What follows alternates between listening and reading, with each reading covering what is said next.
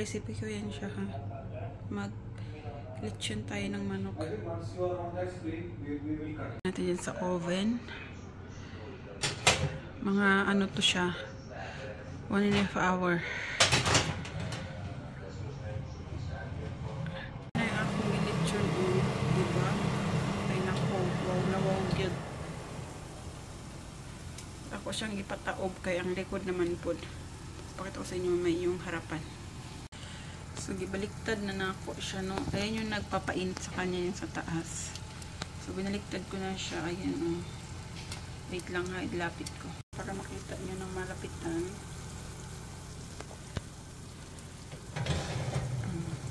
Ito na yung aking lechong manok. Hindi ko na pinakita yung paghiwa. Ayan. Homemade po yan, ha? Sobrang juicy. Tama lang yung pagkaluto.